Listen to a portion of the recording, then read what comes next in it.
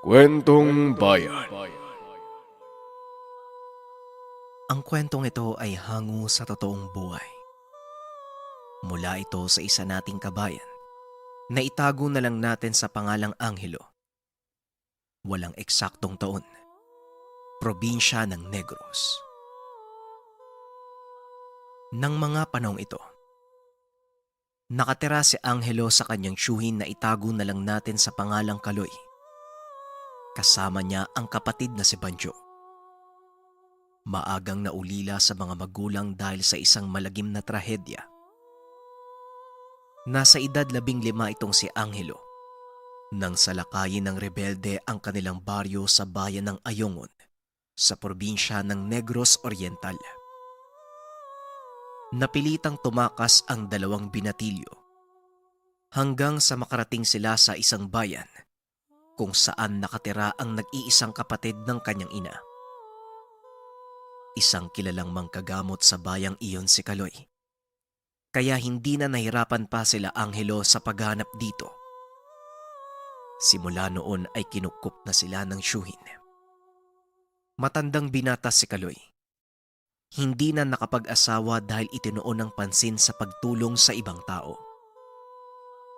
Mahusay sa larangan ng panggagamot ng kulam, barang, maging ang kaso ng nayanggaw ay kayang-kaya niyang pagalingin. Labis na hinangaan ni Angelo ang kakayahan ng tiyuhin. Kaya naman pinili nitong matuto ng mga kaalaman sa panggagamot. Hindi naman ito pinagdamot ni Mang Kaloy. Sa katunayan, kinakikitaan niya ng kakaibang bilis na matuto ang binata. Kaya sa edad na 17 ay naging mahusay na manggagamot ang binata. Isa sa unang pasyente ni Angelo ay dalagang kamag-aral. Nasa kalagitnaan sila ng klase ng mga sandaling iyon. Nang biglang tumayo at nangisayang dalaga, nagulat naman ang iba nilang kasama sa loob ng silid-aralan. Kaya kaagad ding nagsipagtakbuhan ang mga ito palabas ng kwarto. Tanging naiwan sa kwarto si Angelo at ang kanilang binabaing guro. Wala ring matulong ang guro dahil natataranta na ito at kulang na lang ay magtatatakbo sa loob ng silid. Sir, kung pwede lang po huminahon kayo. Wala pong may tutulong ang ginagawa nyo. Wika ni Angelo.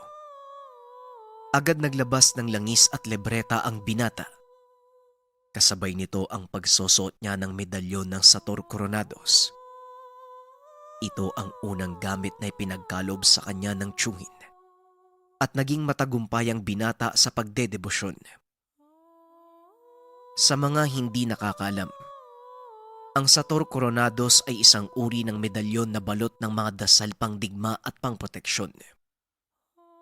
Kadalasan itong ginagamit sa kumbating espiritual at maging sa pisikal. Nakatayo ang dalaga sa kalagitnaan ng kwarto. Kaya hinawi ni Angelo ang mga upuan upang magkaroon siya ng sapat na espasyo sa gagawing pagpapalaya sa kung anong elemento o nilalang na sumapi sa kaklase. Walang alam ang lahat sa kanyang paaralan na may kakayahang manggamot itong si Angelo. Kaya laking pagtataka ng mga nanonood kung ano ang ginagawa ng binata kasama ang sinasaniban. May ilang guro pa ang nagsabi na lumabas siya at baka sa kanya lumipat ang sapi. Ngunit tinignan lang sila ni Angelo at nagsalita. Kung lilipat man yan, hindi sa akin. Kaya lumayo kayo sa sinasaniban. Tugon ni Angelo. Alam ng binata na ang sumanib sa kaklase. Isang uri ng elementong may kakayahang pasukin ang katawan ni numan. Lalo na kung mahina ang pananampalataya nito. Naglakad paikot si Angelo sa kaklase na nooy nakatayo pa rin. Bagaman hindi kumikilos, kitang-kita ng binatang nanlilisik ang mga mata nito. Ngumiti lang siya at nagsimulang mag-usal ng dasal pamako. Matapos mag-usal ay nilapat niya ang palad sa noo ng kaklase at inutusan itong maupo. Sumunod naman ang sinasapian.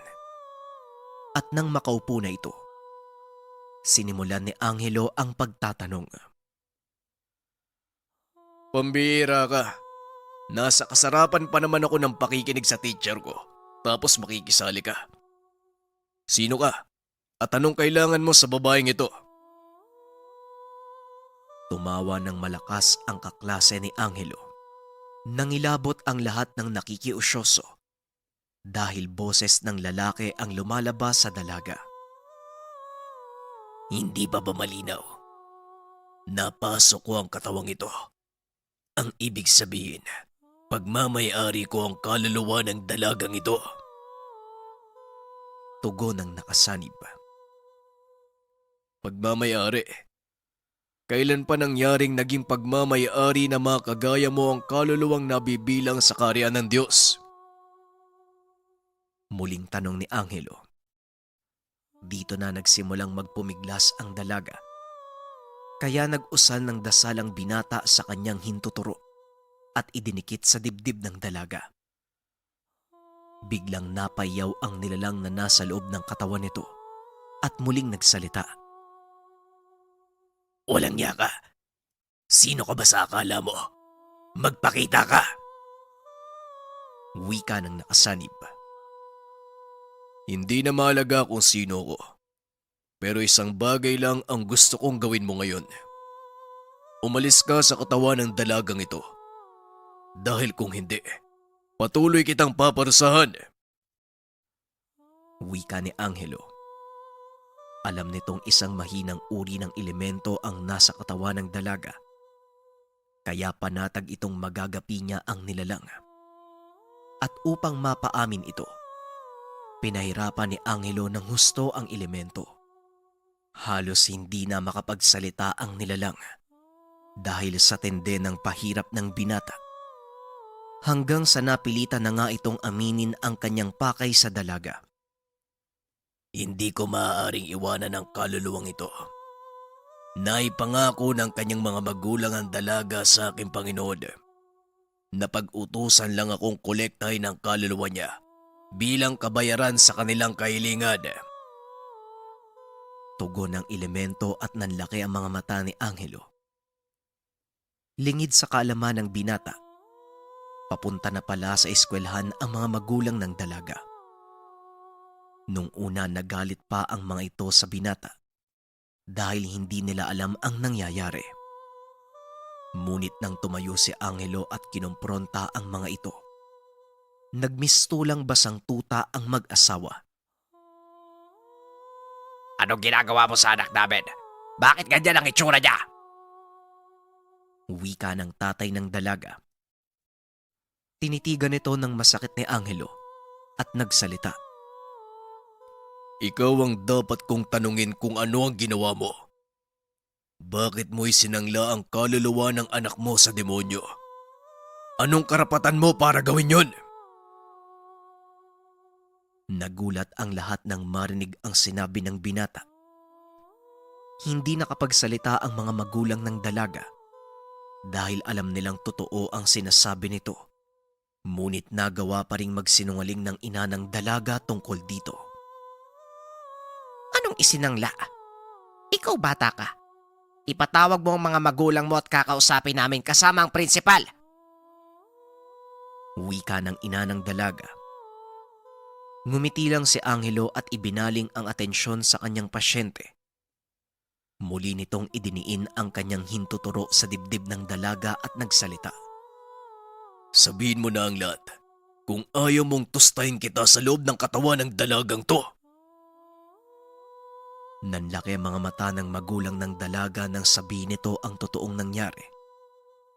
Dito napag-alaman ng binata na mga antikristo ang mga magulang ng kaklase.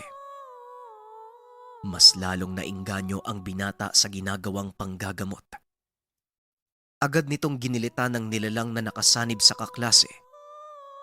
Ilang sandali lang ay nanumbalik na ang malay ng dalaga. Nagtataka ang mga ito sa nangyayari at kung bakit naroon ang kanyang mga magulang. Ipinaliwanag ni Angelo ang lahat. Ngunit bago pa man lumabas ng kwarto si Angelo, Binalaan siya ng ama ng dalaga. Hindi pa tayo tapos. Sa susunod na magkita tayo, ikaw na ang mamamatay. Nilingon ni Angelo ang ama ng kaklase. Huwag ako ang takutin mo. Dahil kahit anong gawin mo, hindi mo ko matatakot. Tugon ng binata. Pailing-iling pa itong naglakad palabas ng kwarto. Ngunit sa isipan ni Angelo, isa itong malaking banta na maaaring magdulot ng malaking kaguluhan. Dali-daling umuwi si Angelo at sinabi sa kanyang tiyuhin ang nangyari. Natuwa naman ito sa sinabi ng binata na nagawa niyang makapanggamot ng matagumpay. Mabuti naman at nagamit mo na ang mga itinuro ko. Sana matagal mo nang ginawa yan.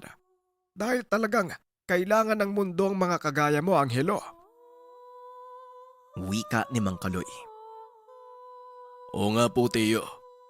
Pero ang nakalaban ko, pamilya ng mga antikristo. Binantaan ako ng tatay ng pasyente. Ang sabi sa akin, ako daw ang susunod na mamamatay kapag nagkita kami. Wika ni Angelo. Ganun ba? Anong sinabi mo? Natakot ka ba? Tanong ni Mang Kaloy. Tumawa lang ng malakas si Angelo at naglakad papuntang kusina.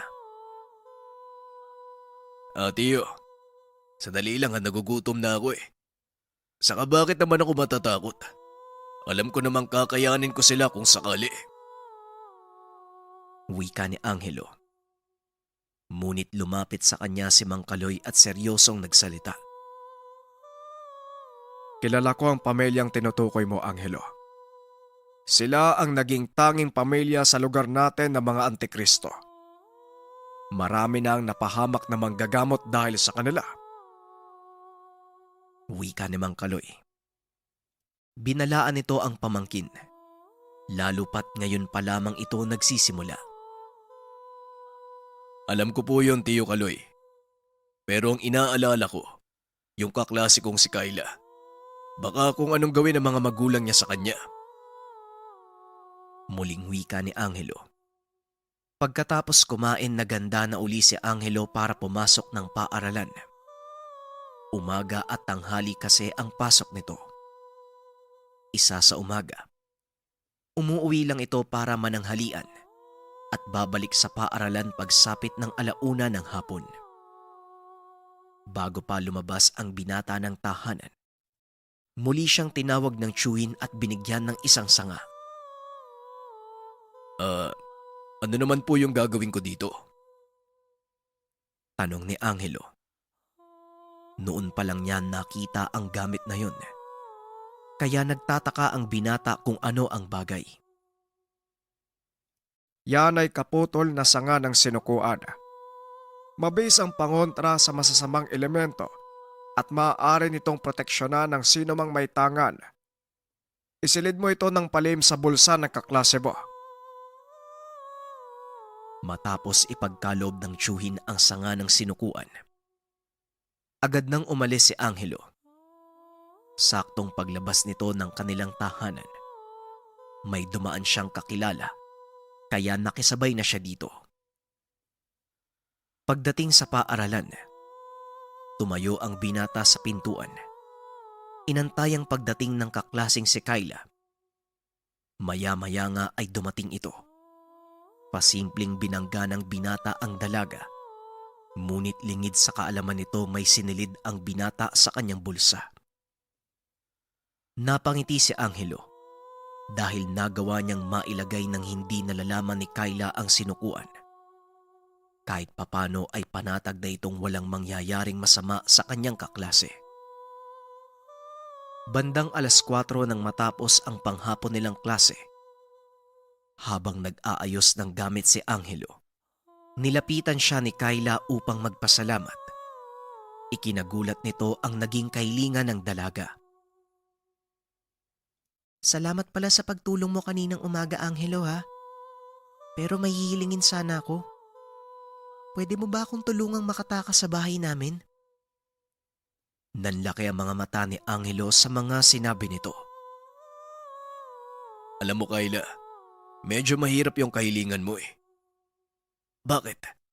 Minamaltrato ka ba ng mga magulang mo? Tugon ni Angelo. Napayuko ang dalaga at muling nagsalita. Natatakot kasi ako na baka gawin uli nila sa akin yung ginawa nila dati. Nakakakilabot yung ginawa ng mga magulang ko eh. Ayokong maging kagaya nila. Sumasamba sila sa demonyo eh. Pagpapaliwanag ng dalaga. Biglang nakaramdam ng awa ang binata sa sinabi nito. Kaya inaya niyang pumunta sa kanilang tahanan upang kausapin ang tiyuhin. Babalaan kita Kayla. Maaaring hindi pumayag ang tiyuhin ko sa kahilingan mo. Dahil ayon sa kanya, kilala ang pamilya mo at magiging malaking problema kung sakaling babanggain namin sila.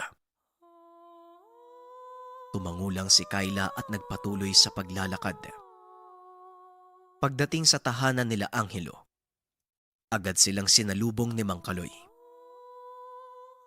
Oh, may bisita ka pala. Halika kayo sa loob ng tahanan nang makapagmeryenda. Tamang-tama, nagluto na ako ng masarap na minatamis na saba. Wika ni Mang Kaloy. Agad namang tumuloy ang dalawa. Nang lingunin ni Angelo ang tiyuhin, nakita niya itong nag-ihip ng kung anong dasal sa hangin. Inantay ng binata ang tiyuhing makapasok ng pintuan at saka binulungan ito. Tiyo, ano pong ginagawa niyo? Bakit kayo nag-iip ng dasal sa hangin? Tanong ni Angelo. Naglagay ako ng sabulag. Nang sa ganon walang makakaalam na nandito yung anak ni Esmeralda at Kintoy. Nagulat si Angelo dahil kilala pala ng tiyuhin ang dalaga. Dagdag pa nito, may nakasunod sa kanila, kaya nagkunwari siyang hindi kilala ang dalawa. Naupo silang tatlo sa mesa. Sinimulan ni Mang Kaloy ang pagtatanong. Hindi ba ikaw yung anak ni Kintoy at Esmeralda? Alam mo bang maaaring magdulot ng malaking gulo ang pagpunta mo dito? Lalo pat, nagkaharap ng mga magulang mo at si Angelo. Wika ni Mang Kaloy. Pasensya na po kayo kung ganun. Siguro aalis na lang po ako. Salamat na lang, Angelo. Wika ng dalaga. Ngunit pinigilan siya ni Mang Kaloy. Sandali lang. Sinabi ko lang ang mga bagay na yon para ipaalala sa'yo na pwede kang maulila sa mga mangyayari. Pero hindi ko sinabing hindi kita matutulungan. Alam ko ang pakay mo dito, dalaga. Nais mong kumawala sa nakaugalian ng iyong mga magulang. Huwag kang mag-alala dahil ligtas ka sa pamamahay ko. Angelo, pansamantala kang matulog sa sala ha. Ipaubaya mo na sa dalaga ang kwarto mo. Wika ni Mang Kaloy. Pumayag naman si Angelo at pagsapit ng dilim, nagmatyagang magtiyuhin upang siguraduhin hindi sila masalisihan ng maaaring sumugod sa kanilang lugar. Nakaupo lang si Angelo sa gilid ng pintuan nang bigla itong nakaramdam ng matinding sakit ng ulo. Alam ng binata na isa itong palatandaan na may malakas na nilalang na paparating. Nandito na po sila, Tiyo. Paniguradong si Kayla ang pakay nila. Wika ni Angelo. Agad namang tumayo si Mang Kaloy at lumabas ng tahanan. Ngunit laking gulat ni Angelo nang biglang tumilapon papasok ng pintuan ang tiyuhin. Tiyo Kaloy! Kayla, magtago ka sa kwarto ko at huwag kang lalabas kahit ano mangyari. Wika ni Angelo. Dali-dali itong dumukot ng libreta sa kanyang bulsa upang mag-usal ng dasal. Matapos ay kinuha nito ang medalyon ng Sator Coronados at lumabas ng tahanan. Nakita nitong nakatayo sa labas ng bakuran ang dalawang kalalakian. Nakatitig ang isa sa kanya habang yung isa naman ay nakayuko at nag-uusal ng kung anong dasal. Alam ni Angelo na mapapalaban siya ng kumbate sa pagkakataong iyon, na siyang malaking pagkakamali ng mga kalaban dahil mas gamay ng binata ang ganong pamamaraan. Idagdag mo pa ang kanyang unang tangang medalyon na lubhang makapangyarihan pagdating sa dasal na panglaban. Inilabas ng binata ang kanyang libreta. Naupo sa atangan ng tahanan. Pinagmasdan nito ang susunod na gagawin ng mga kalalakian. At dito na nga nag-umpisa ang kanilang labanan. Nung una ay batuhan lang ng malakas na dasal ang kanilang ginagawa. Ngunit nang lumaon, naramdaman ng binata na tila may kakaibang puwersang pinapakawalan ang mga kalaban. Dito na napatayo si Angelo at nilingon ng tiyuhin. Nakita nitong wala pa ring malay ang matanda, kaya wala siyang magagawa kung hindi harapin ang mga kalaban sa labas ng tahanan. Ilabas mo na ang pamangkin namin kung ayaw mong mapahamak kayong lahat na nakatira sa bahay niyo. Wika ng isa sa mga kalalakian. Kung gusto niyong makuha si Kyla, sige, subukan niyong pumasok. Wika ni Angelo. Malakas ang loob ni Angelo dahil alam niyang nababalot ng napakalakas na balabal ang kanilang tahanan at walang elemento ang makakapasok sa lugar kung hindi ang pinahintulutan lang ni Mang Kaloy. Humakbang ang isa sa mga kalalakian papasok ng bakuran. Laking gulat nito nang bigla siyang humagis pabalik sa kanyang pinagmulan. Kinuha ni Angelo ang pagkakataon upang mag-usal ng isa pang dasal pang depensa upang maitaboy ng tuluyan ang mga kalalakihan. Nagtagumpay naman ang binata, ngunit alam niyang hindi pa tapos ang laban. Pagkaalis ng mga kalalakian, agad nitong ginising si Mang Kaloy at kwenento kung ano ang naganap. Paniguradong babalik sila at magdadala ng mas malakas na puwersa. Maganda ka, Angelo, dahil siguradong mapapalaban tayong dalawa. Napakamot na lang ng ulo si Angelo. Handa na po ako, Tiyo Kaloy. Kayo po ba? Kumusta ang pakiramdam niyo? Mukhang napuruan kayo ng kalaban ah. Tanong ni Angelo. Ayos lang ako. Nawalan ako ng malay dahil hindi ko napagandaan ang pag-atake ng isa sa kanila. Pero, napansin mo ba ang kanilang kilos? Hindi ba? Isa lang sa kanilang umaatake. Wika ni Mang Kaloy.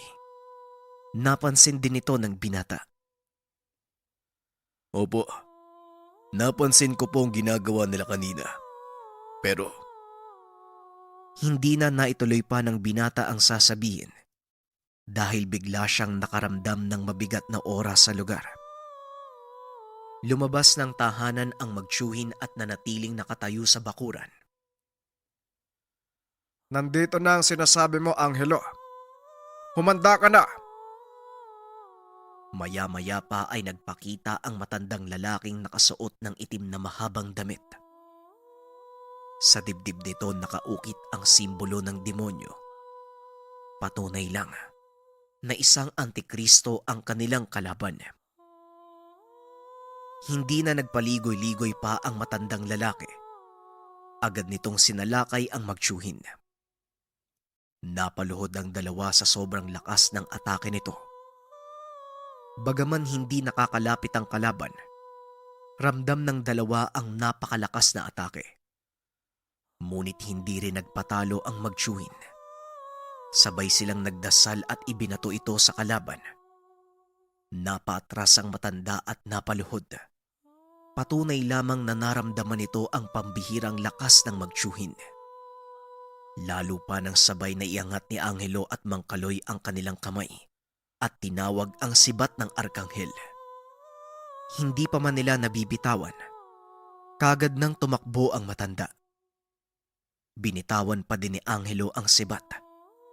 Tumama ito sa katawan ng kalaban. Sumuka ng dugo ang matanda at pinilit na makalayo sa lugar. Hahabulin pa sana ito ni Angelo ngunit pinigilan siya ni Mang Kaloy. Tama na, Angelo. Nagpakilala ka na sa kanila at hindi na nila gagalawin si Kyla. Magtiwala ka sa akin dahil alam ko ang ugali ng mga yan at upang masigurado mo ang kaligtasan ng kaklase mo, panghawakan mo ang dome niya. Ikaw ang mamahala nito. Wika ni Mang Kaloy. Sinunod ng binata ang payo ng tiyuhin. Hindi na nga muling bumalik pa ang mga kamag-anak ng dalaga. At matapos ng kaganapang iyon, doon na nagsimula ang kwento ni Angelo bilang isang manggagamot. Marami pa siyang naranasan na panggagambala. Naging katuwang niya ang dalagang kinupkop at kalaunan. Naging maayos ang relasyon ng dalawa na siya namang pinaunlakan ng matanda. Isa lang ito sa mga naging karanasan ni Angelo gamit ang kanyang tangan ng Sator Coronados. Marami siyang natalong nilalang. Marami siyang napabagsak. Iisa lamang ang layunin ni Kaloy. Tumulong sa kapwa nang walang hinihintay na kapalit. Ang susunod na tagapagpadaloy ng ating kwento ay si RJ. Bago lang siya sa larangan ng narration at sana bigyan niyo siya ng pagkakataon para matuto. Muli mga kabayan, simulan na natin ang kwento. Ang kwentong ito ay hango sa totoong buhay. Mula ito sa isa nating kabayan na itago na lang natin sa pangalang Tasyo. Taong 1975, Balasan, Iloilo. Mita, dumating na ba si Tasyo? Abay, mamamatay na lang ako eh. Hanggang ngayon hindi pa rin siya dumadating. Tinawag niyo ba talaga? Tanong ni Lolo Dodong. Nako, itong si Itay talaga oo. Kanina ko pa yun pinatawag. Abay, ewan ko ba kung bakit hanggang ngayon wala pa rin. Lagot talaga yan sa akin pagdating niyan mamaya. Tugon ni Tia Mita. Ano po bang kailangan niyo sa kanya, Tay? Andito na po ang lahat ng apo niyo maliban sa kanya. Wika ni Tio Puldo. Oo, maliban kay Tasyo. Alam niyo pareho kung bakit. Sana bago man lang ako mawala maipasa ko ng maayos ang lahat. Alam niyong wala sa lahat ng narito ang may kakayahang kagaya sa akin. Maliban kay Tasyo. Kakaibang batang yon. Balang araw, magiging tanyag na manggagamot siya at kikilalanin sa lugar. Alam ko, ramdam ko yon sa batang yon. Wika ng matanda. Si Lolo Dodong ay kilalang manunugis at albularyo sa lugar. Pero sa edad na 71, hindi na kaya ng katawan niya ang responsibilidad. Ayon sa mga nakakakilala kay Lolo Dodong, sa ganong edad sobrang talas pa din ng pag-iisip nito. Hindi nga lang masyadong makalakad, pero nagagawa pang magpagaling gamit ang karunungang galing sa mga gabay. Pero dumating siya sa puntong kailangan na niyang magpahinga. Nagpasya ang matanda na panahon na para maipasa ang gampanin. Mas pinili ng matanda na kay Tasyo ipamana ang lahat ng gamit. Kaya nag-aalala ang mga maiiwang anak. Ulila sa mga magulang ang binata. Lumaki ito sa piling ni Lolo Dodong. Ayon naman sa matanda, mas higit na kailangan niyo ni Tasyo kesa sa ibang mga pinsan. Wala na itong maaasahan sa buhay. Ngunit ganun pa man, hindi pumayag ang mga anak na matanda. Ayaw nilang si Tasyo ang mapamanahan. Mabisyo daw ito at walang direksyon sa buhay. Pero iba ang nakikita ni Lolo Dodong sa apo. Kagaya niya, meron itong kakayahan na maging katulad niya na manggagamot. Halos gabi na nang makauwi si Tasyo sa tahanan.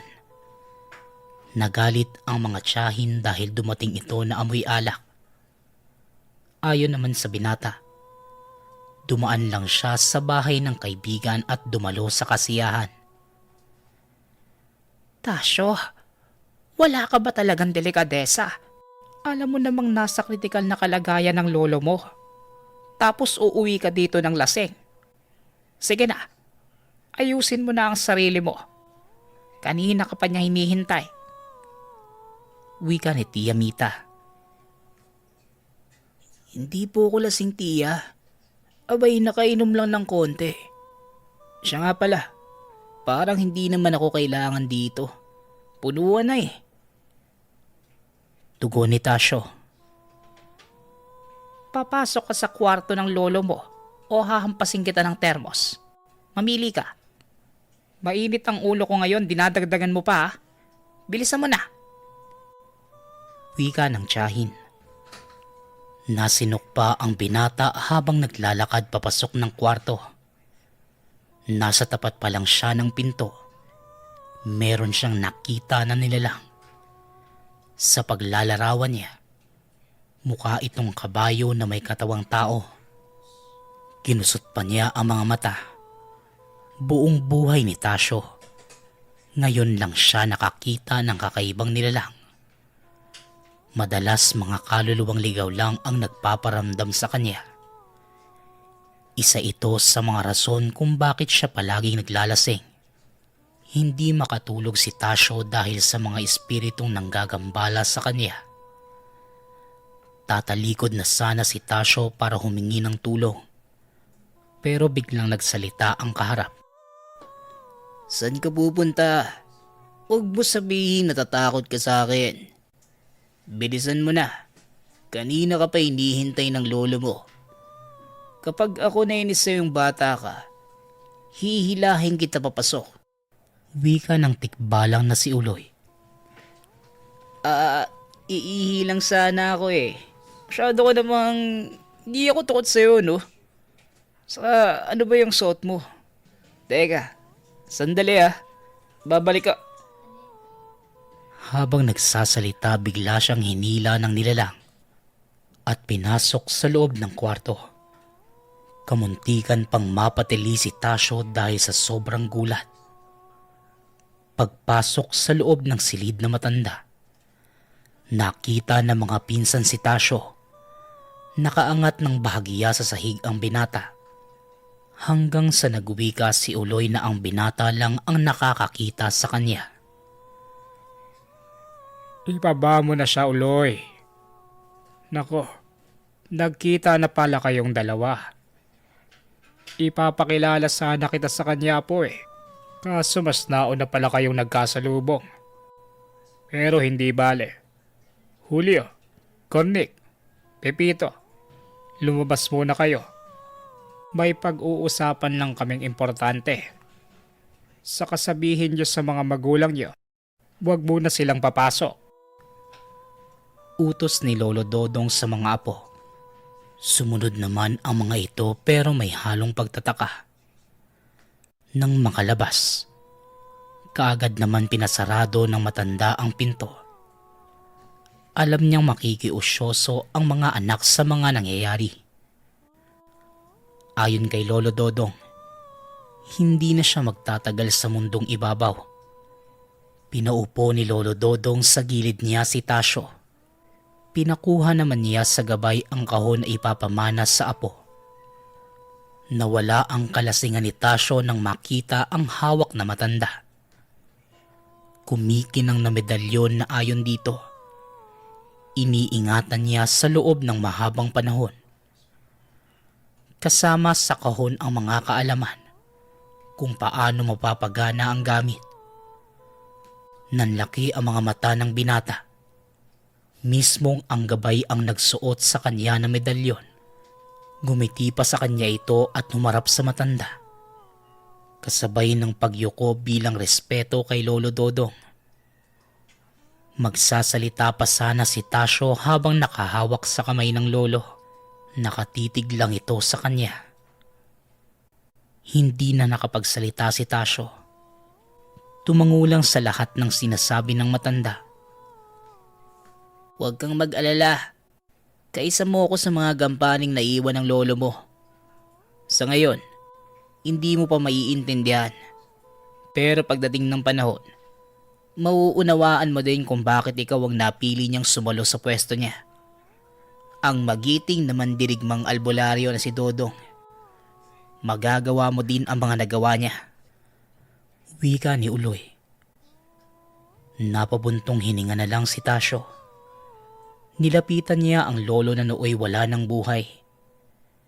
Nangako ito na kung anuman ang iniwan sa kanya, iingatan at gagampanan niya ang lahat ng iyon sa abot ng makakaya. Ilang sandali pa, biglang bumukas ang pinto ng silid at nagpasukan ang mga anak na matanda. Umiiyak ang mga ito sa pagkawala ni Lolo Dodong. Tinulak naman nila palayo sa matanda si Tasyo. Wala namang nagawa ang binata kundi lumabas. Bit-bit ang pinagkaloob sa kanya ng lolo. Mula ng gabing yun, pinalayas na siya ng tahanan ng mga anak nito. Ayon sa kanila, nakuha na ng binata ang pamana ng lolo. Isa pa, wala naman siyang silbi sa pamamahay na yon. Ilang araw matapos ang lamay at mailibing ang matanda, bit-bit ang ilang kagamitan. Mas pinili ni Tasyo na manirahan sa lumang kubo kung saan siya pinanganak. Sakop pa rin naman ito ng kalupaan ng lolo. Pero yon ang bahaging hindi na naasikaso dahil ayon sa matanda, naipamana niya na ito sa mga magulang ni Tasyo noong nabubuhay pa. Bumalik siya sa lugar kung saan naaalala ang lahat ng masasakit na kahapong iniwan siya ng mga magulang. Pero gayon pa man, hindi ito nag-iisa sa lugar. Kasama ni Tasyo ang gabay maging ang iba pang mga elementong hindi niya inaakalang magiging kaibigan.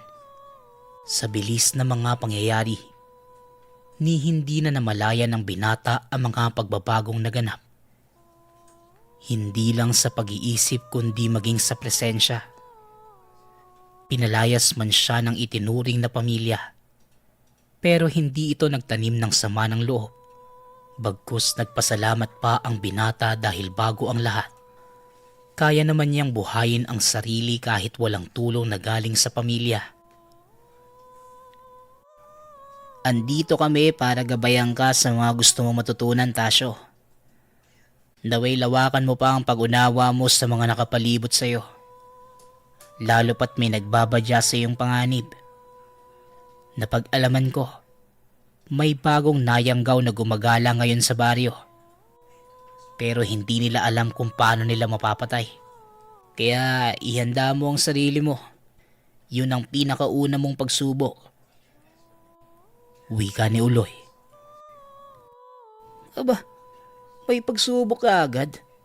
Ilang araw pa nga lang tayong nagsasanay eh. Di ba pwedeng saka na lang? Ano ba yun? Aswang? Babae? Kasi kung magandang babae yan, paliligawan ko. Tugon ni Tasyo. Kung andito lang yung lolo mo, baka nabatukan ka na. Kailan ka ba magseseryoso? Una sa lahat, hindi ko alam kung ano ang nakita ng lolo mo sa'yo. Bakit ikaw pang napili? Sa totoo lang, hindi ako sigurado kung may natutunan ka ba sa mga tinuro namin. Pakiusap pa. Ayaw ko nakikita kang tumutunggalan ng lambanog. Kaya ka nawawala sa konsentrasyon eh. Mas nauuna pa yung bisyo mo. Sita ni Uloy. Tumahimik ang binata habang patuloy naman sa pagsasalita ang nilalang. Ang totoo, hindi pa rin siya makapaniwala sa nangyayari sa buhay niya. Sikat na albularyo ang lolo, pero ni hindi napasok sa utak ni Tasyo na siya ang pipiliin na tagahalili. Mula ng araw na sinuot sa kanya ang medalyon, mas marami ng elemento ang nagpapakita sa kanya. Kasama din ito ni Tasyo sa mismong kubo kung saan nakatira. Inayos niya ang kubo at sa tulong ng mga nilalang, naging maayos ang lahat para sa binata. Sila na din ang naglinis at nagkumpuni sa kubo, habang si Tasyo naman ay maghapong naglalasing. Napailing na lang si Uloy at inaasahan na hindi maganda ang kahihinatnan ni Tasyo. Malalim na ang gabi. Sa kalagitnaan ng pagtulog nagising ang binata. May boses siyang naririnig at tinatawag ang pangalan niya. Dala ng kuryosidad, bumangon ito at hinanap ang pinagmumulan ng tinig. Nawala ang antok ng binata nang makita ang mga kakaibang nilalang na tila nagsasaya sa ilalim ng buwan. Ilang sandali pa ang lumipas. May namataan siya na isang anino hindi kalayuan sa tahanan.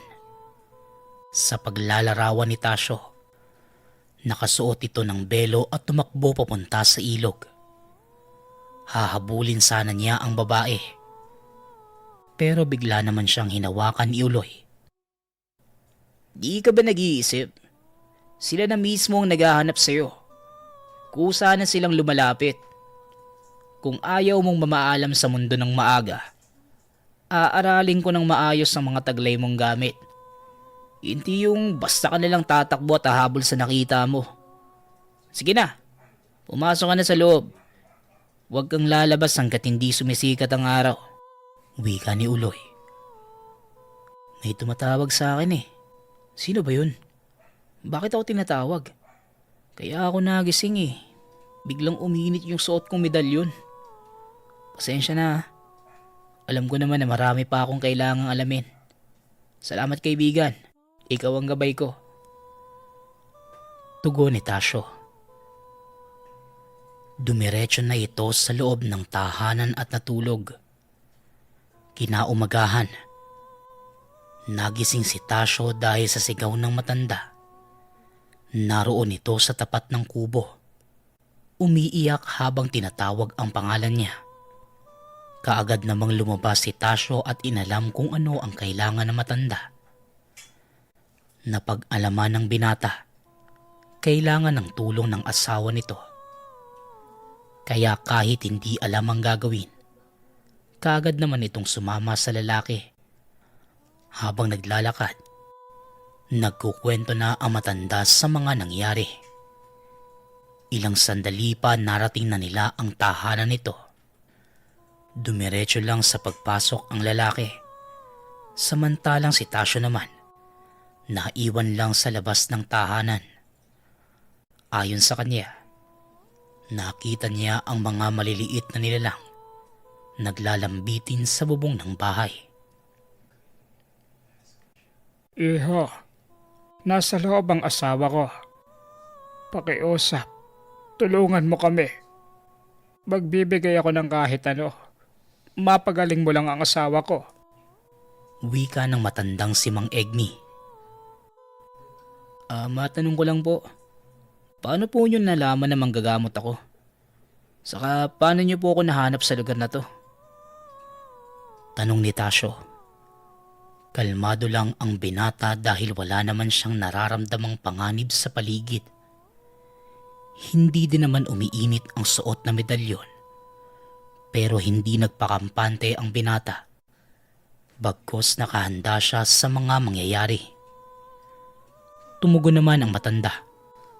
Pumunta siya sa tahanan ni Lolo Dodong. Doon lang niya napag-alaman na patay na pala ito. At naipasa na ng matanda ang mga gamit kay Tasyo. Dagdag pa ni Mang Egmi, hindi siya sigurado kung kaya nang magpagaling ng binata. Nagbabaka sakali lang dahil wala naman siyang pagpipilian. Lalo pat wala naman siyang pera na pambayad sa doktor. Nang mga oras na yon, tila mamamatay na ang asawa na matanda na nakaratay sa higaan. Napahingang malalim si Tasyo. Kinausap ang mga nilalang na nakalambitin sa pawid ng bahay. Inalam ng binata kung ano ba talaga ang kalagayan ng gagamutin. Hindi naman siya nabigo ayon sa mga nilalang. Sumpa ang dumapo kay Aling Rika. May nagawan ng masama ang Ale kaya ito nangyari sa kanya. Habang kinakausap ang mga nilalang, umiiyak naman si Mang Egmi dahil sa isip niya, maling tao ang napuntahan. Sa kabilang banda, may iniabot ang mga nilalang kay Tasyo. Ayon sa mga ito, mapapagaling nun ang sumpa pero kailangan munang mangako ni Aling Rika. Hindi na niya uulitin ang ginawa. Napatango naman ang binata at nagpasalamat. Pasensya ka na, Rika. Desperado akong gumaling ka. Kaya tumawag ako ng... Natigil sa pagsasalita ang matanda nang lumapit si Tasyo sa asawa. May kung ano itong inihip sa hangin. Kasabay ng paglapat niya ng tila maliit na dahon sa parte ng katawan ni Aling Rika na may pinsala. Hindi man maintindihan ng binata ang pakiramdam na bumalot sa kanya. Pero sinundan niya lang ang sinasabi ng mga nilalang. Noong una akala niya biro lang ang nakikita sa lolo noong buhay pa. Ngayon, siya na mismo ang nakakaramdam. Ilang saglit pa ang lumipas. Tila hinigop ng dahon ang karamdaman ng Ale. Ayon naman kay Mang Egmi, milagro ang nasaksihan niya. Hindi siya makapaniwala sa mga nangyayari.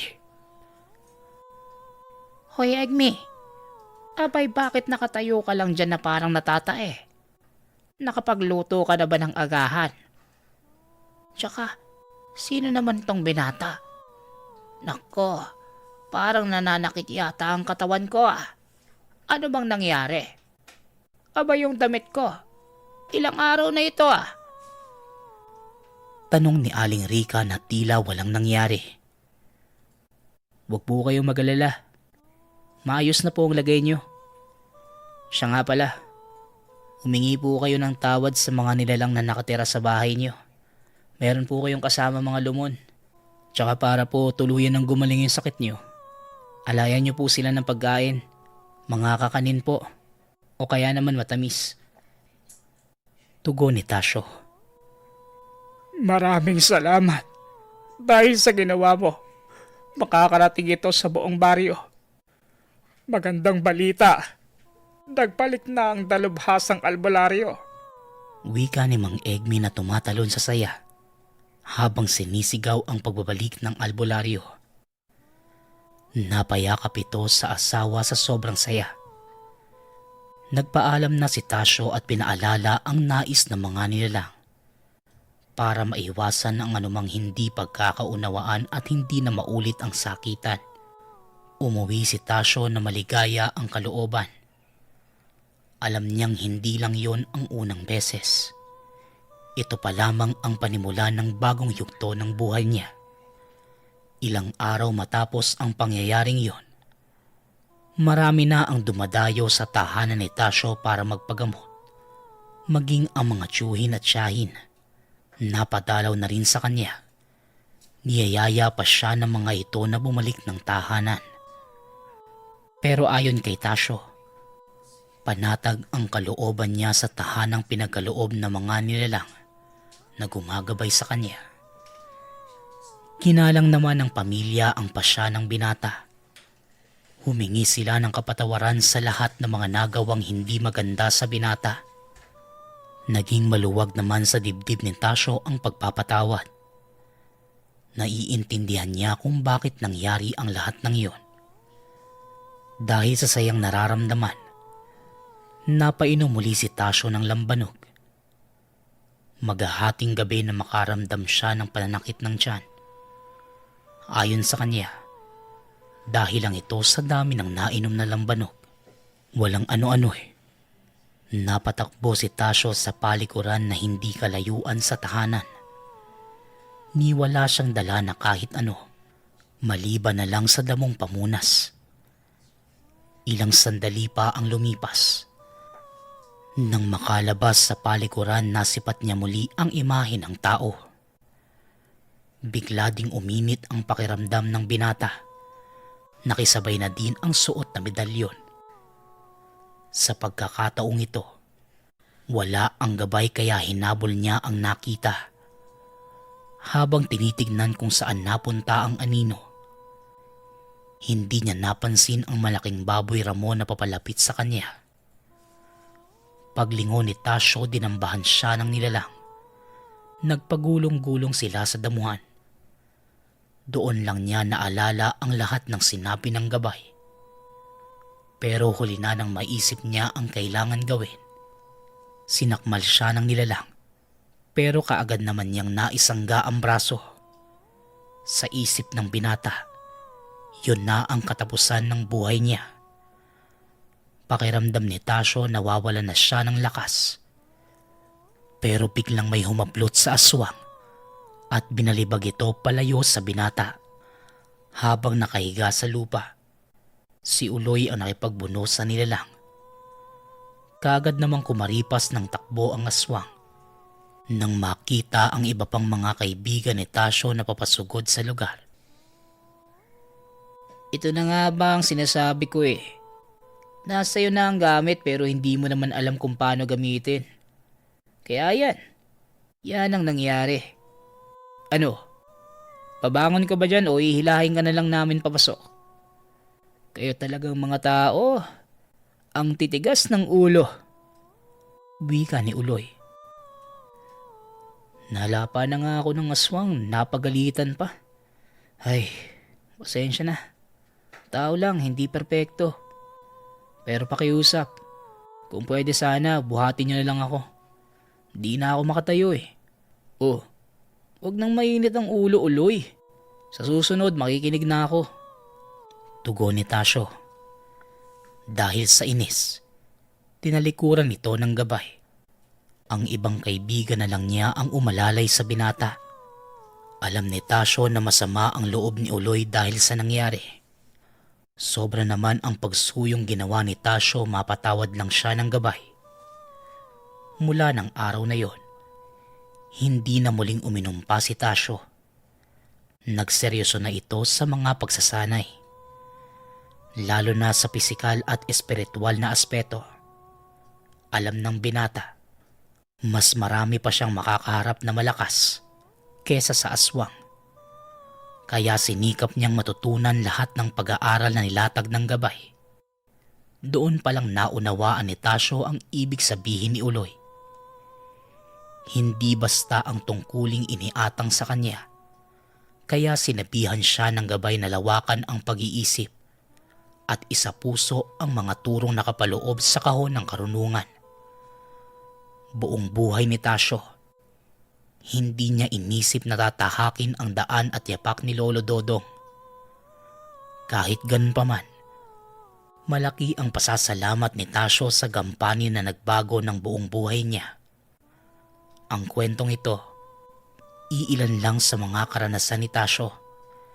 Nailahad niya ang kwento hindi para magyabang, kundi mapagkunan ng aral ng mga taong gustong mamulat sa kakaibang mundo.